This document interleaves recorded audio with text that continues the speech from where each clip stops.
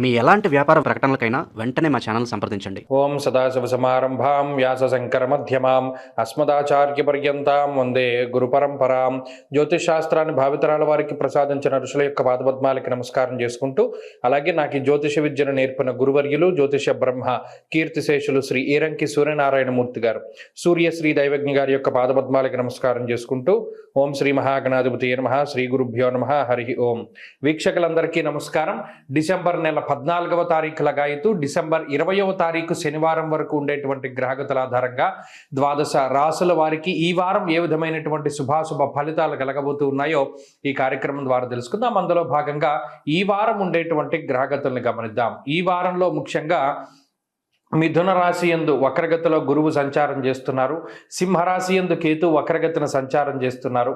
వృశ్చిక రాశి యందు శుక్రబుధులు, ధనురాశి యందు రవికుజులు, కుంభరాశి యందు రాహువు, మీనమందు శనేశ్వరుని యొక్క సంచారం ఉన్నది.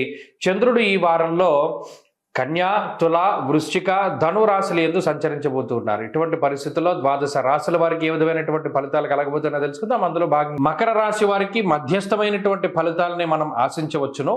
గురుబలం తగ్గిన తర్వాత 12వ స్థానంలోకి గ్రహాలు ఎక్కువగా చేరుతూ ఉన్నాయి. అంటే అటు 12వ స్థానమందు రవి కానీ 12వ స్థానమందు కుజుడు కానీ ఇవి రెండు కొంత ఇబ్బంది పెడుతూ ఉన్నప్పటికీ శుక్రుడు, బుధుడు, రాహువు, శనేశ్వరుడు, చంద్రుడు ఈ 5 గ్రహాల తాలూకు శుభ ఫలితాలు ఉన్నాయి. వీటితోటి దూసుకుపోవచ్చు. ఎందుకంటే శనేశ్వరుడు తృతీయ స్థానమందు చాలా గొప్పదైనటువంటి ఫలితాన్ని ఇస్తారు. రాహువు అదే మాదిరిగా లాభస్థానం ముందు ఉన్నటువంటి శుక్రుడు, బుధుడు కూడా అటు విదేశీయానానికి సంబంధించిన విషయాలు కానీ, స్థిరత్వానికి సంబంధించినటువంటి విషయాలు, ఆకస్మిక ధన ప్రాప్తిని సూచించేటువంటి విషయాలు, అదృష్టాన్ని జీవితంలో కలగజేసేటువంటి విషయాలు ప్రధానంగా మనకు ఎక్కువగా కనబడుతూ ఉంటాయి. అలాగే వృత్తి ఉద్యోగాల పరంగా ఎదుగుదలని ఆశించవచ్చును. జీవితం చాలా పాజిటివ్గానే ముందుకు సాగుతూ ఉంటుంది. కొంత మీకు చెడు చేయాలి అనుకున్నటువంటి వారు, మీ మీద చెడుగా ప్రవర్తించాలి అనుకునేటువంటి వారు మీకు ఈ వారంలో కొంత ఎక్కువగా తగలరు. వారు దూరంగా ఉంటారు మీకు. అందువల్ల కొంత మానసిక ప్రశాంతత వస్తుంది. వారం యొక్క ప్రారంభంలో ఆది సోమవారాల్లో కొంత ఖర్చు ఎక్కువగా ఉంటుంది. అలాగే కొంత విరోధం ఎక్కువగా ఉంటుంది. అంటే కుటుంబ సభ్యులతో కానీ పై అధికారులతో కానీ కొంత వ్యతిరేకమైనటువంటి పరిస్థితులు మానసికంగా ఉన్నప్పటికీ మంగళవారం బుధవారాల దగ్గర నుండి చాలా పాజిటివ్గా ఉంటుంది గ్రహస్థితి. అనుకున్నటువంటి పనులన్నీ సజావుగా సాగుతూ ఉండడం, ఎక్కడ అవరోధాలు ఆటంకాలు ఉండకపోవడం.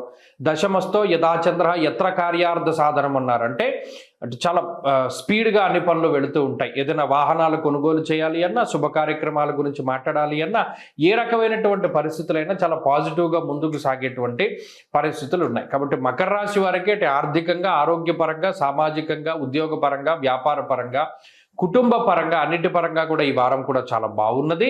12వ స్థానమందు రవి కుజులు నిద్రా సౌఖ్యాన్ని తీసేస్తారు. అంటే పడుకోనివ్వరు. వాళ్ళు నిద్ర సమయాలను మారుస్తారు. అంటే షిఫ్ట్లు వారీగా ఉద్యోగం చేసే వాళ్ళపై ప్రభావం పడుతుంది. అలాగే రాత్రి ఎక్కువగా ఏ సినిమాలు చూడడమో, మొబైల్ ఫోన్లతో ఆడుకోవడము ఇటువంటివి ఎక్కువగా చేస్తూ ఉండడం, లేదు విదేశాల నుండి స్వదేశం రావడం, ఈ షిఫ్ట్ దీనివల్ల కూడా నిద్రలో మార్పులు రావడాన్ని చాలా కామన్గా మనం పరిశీలన చేయవచ్చును. ఈ ఒక్క విషయాన్ని దృష్టిలో పెట్టుకోండి. ఈ వారంలో మరిన్ని మంచి ఫలితాలు సాధించడానికై ఎక్కువగా ఈ రాశి వారు ఆంజనేయ స్వామి వారి యొక్క ఆరాధన చేస్తూ ఉండడం చెప్పదగినటువంటి సూచన. ఈ వారం కలిసి వచ్చేటువంటి రోజు శుక్రవారంగా చెప్పవచ్చును. అదృష్ట సంఖ్య 2, అదృష్ట వర్ణము తెలుపు. తదుపరి కుంభరాశి.